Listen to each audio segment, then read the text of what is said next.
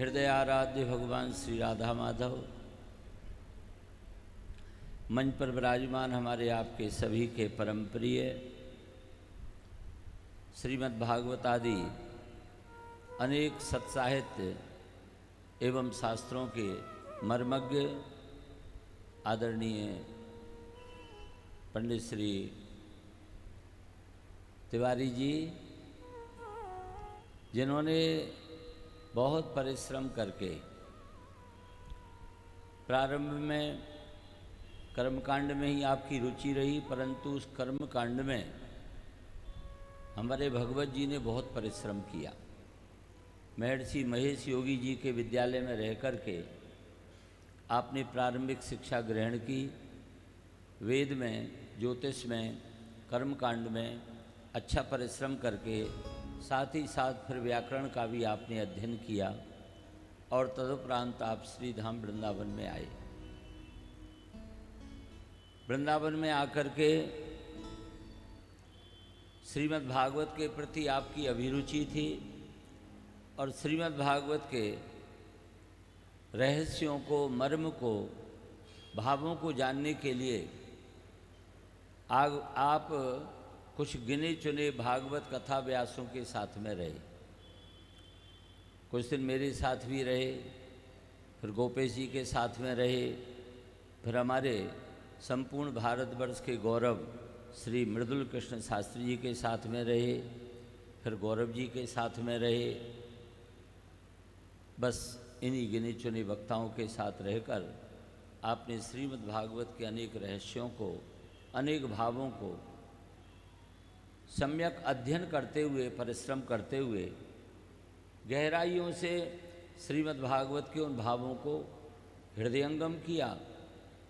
और उसके बाद जब वह शुभ समय आया तब आपने एकाएक श्रीमद् भागवत के व्यास के रूप में अपने आप को प्रस्तुत किया और बड़ी दक्षता के साथ, बड़े साहस के साथ, एक दृढ़ संकल्प के साथ जो आपने कदम बढ़ाया। यद्यपि जो श्रीमद् भागवत के वक्ता में खूबियाँ होती हैं वो परिपूर्ण रूप से आपके पास नहीं थी, किसी के पास भी नहीं रहती हैं। सबसे ज़्यादा अनजान यदि पूरी 84 लाख योनियों में यदि कोई योनि है तो वो है मानव योनि। अन्य जितनी भी योनियाँ हैं वो जन्म से ही ज्ञानी और जानकार होती हैं। हमको तैरना सीखना पड़ता है, पर जानवरों को पानी में कूदे अपने आप तैरना आ जाता है। ठीक इसी तरह से फिर आपने उन सभी विधाओं को बहुत परिश्रम से प्राप्त किया। इनके साथ में जो ऑर्गन पर श्याम जी बैठे हैं, ये झांकी बनाते थे। इनके मन में संकल्प आया, फिर साउंड की भी ऑपरेटिंग बड़ी दक्षता से कर रहे थे हमारे यहाँ। आज देखो, जब मैंने इनको देखा पहली बार उस पर मोबाइल पे, टीवी पे, तो मुझे बड़ा अचंभा हुआ। मैं वाह, आदमी क्या नहीं कर सकता है, जो चाहे वो कर सकता है। आज कितना सुंदर भजन आज सामने प्रत्यक्ष रूप से हमने इनको देखा गाते हुए। कई बार देखा है वैसे भी, और भगवत जी के साथ इनका, इनके भाई का बहुत ही अच्छा मधुर संबंध रहा है। इनका तो खैर भगवत जी का स्वभाव ऐसा रहा कि जो भी इनसे एक बार जुड़ गया फिर वो जीवन में कभी अलग नहीं हुआ। इन्होंने कभी किसी को फिर अलग नहीं किया। सबको जोड़ने की बहुत अच्छी कला और उसको निभाने की कला, निभाना बहुत कठिन होता है। तो ये जो भगवत जी का परिश्रम है, भगवत प्रसाद तिवारी जी नाम रखा आपने। बहुत से लोग नाम बदल लेते हैं, कुछ और ऐसा आकर्षक नाम रख लो, गोपाल जी, कन्हैया जी, परंतु ऐसा नहीं। जो वास्तविकता थी, अच्छी वास्तविकता को लेकर के, उस सच्चाई को लेकर के भगवत जी आगे बढ़े। और आज मैं देख रहा हूँ बहुत अच्छी अच्छी जगह आपके बहुत अच्छे अच्छे कार्यक्रम हो रहे हैं, क्योंकि आपका जो प्रस्तुतिकरण है, आपका जो भाव है, आपका जो भजन है, ये कर्मनिष्ठ रहे हैं शुरू से ही। संध्या वंदन करना, गायत्री का जप करना, अपना नित्य दैनिक जो पूजा पाठ है, क्योंकि ब्राह्मण को अपने ब्रह्म तेज को संभाल कर रखना चाहिए।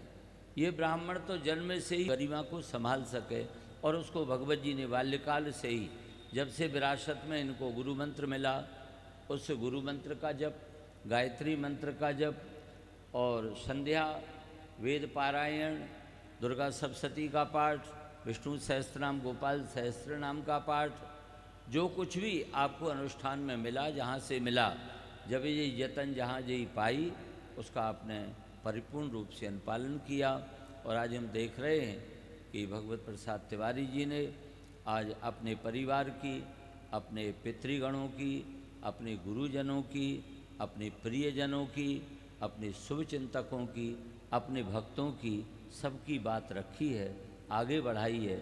अपना वर्चस्व अपने भक्तों और अपने परिकर के साथ बहुत ऊंचाई तक आप लेकर आए हैं, और उम्मीद है कि भविष्य में आप देश और विदेशों में भी अपनी यात्रा को आगे बढ़ाएंगे। तो मैं देख रहा हूं कि 7 बार से लगभग प्रत्येक बार उपस्थिति रहती है, और हर बार कुछ ना कुछ नयापन उसमें दिखता है। आप लोगों ने जिन ने भी इस आयोजन में, इस झूलन महामहोत्सव में बांके बिहारी जी के दर्शन, श्रीधाम वृंदावन में निवास का, वास का जो आपको सुंदर सुयोग भगवत जी ने प्रदान किया है, तो ये आपके भी पूर्व जन्म का कोई पुण्य प्रताप है, जो ऐसे एक बहुत ही सुंदर सुयोग कथा व्यास से आपका संबंध जुड़ा। और जब ये गुरुदेव जब किसी से जुड़ते हैं तो उसको फिर सीधे स्वयं माध्यम बनते हैं और भगवान से जोड़ते हैं। गुरु जी का काम स्वयं पूजना नहीं होता है, उनका काम वो खड़े काके लागू पाएँ, बलिहारी गुरु आपने गोविंद दिए बताए। उनका काम होता है गोविंद से मिलाना। तो आपको बांके बिहारी जी तक लेकर आए, भगवान के धाम में श्री जी की गोद में लेकर के श्री भगवत जी आए। तो भगवत जी का जो ये संकल्प है, इसको और आगे बढ़ाने के लिए आप लोग परिवार में भगवत जी की कथा कराएं, और ऐसे सुयोग्य, ऐसे सच्चे, ऐसे निष्ठावान यदि विद्वान ब्राह्मण से आप कथा कराएंगे, भागवत कल्प वृक्ष है, निश्चित रूप से आपकी सभी मनोकामनाएं पूर्ण होंगी। आप सभी के प्रति और भूरी भूरी शुभकामनाएं हमारे सभी संगीत के